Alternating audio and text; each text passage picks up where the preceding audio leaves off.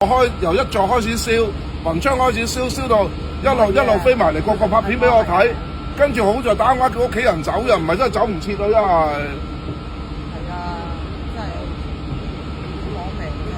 好多時佢都話消防鐘響都好啦，佢好多時都話消防鐘冇響過啊！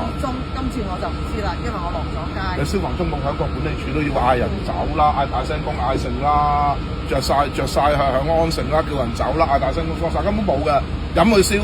街坊你係咪住呢座啊？趙雲基，即係而家好似冇事嗰座係咪？係啊。咁你擔唔擔心啊？梗係擔心都冇用擔心係點啫啦。？擔心你都冇用㗎。人冇事就算數噶啦，而家。但係最緊要你隔離左右嗰啲，我哋喺度住咗好多年噶啦嘛，已經。哦。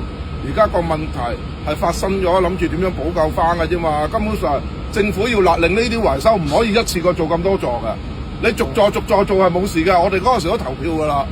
佢個發展商唔係個建築商係都要咁多座一齊做。唔係，仲有業主。而家就係真係火燒連環船嗰時未轉業主立案法團噶嘛。係啊，佢就係未。嗰時未換屆噶嘛。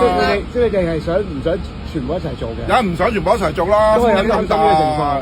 就係等其一啦，分開嚟做啊，一次因為分開嚟做啦，而家政府立例要全部分開嚟做噶。你單咁樣，你邊搞得掂啫？你睇下火燒連環船，個個都話唔關自己事噶。你睇下，人哋呢啲都唔知住唔住得翻噶，而家點算啦？而家我想問下咧，你最近見到有啲即係工人喺度維修緊嘅時候咧，有冇一啲好似網上面所講，譬如見到好多人喺度食煙啊，或者見唔到噶，見到呃你啦，邊見到啊？喺個網入邊，佢做咗網中人。而家我個人認為咧，一定唔係煙頭引起嘅呢啲，煙頭引唔到咁大火噶。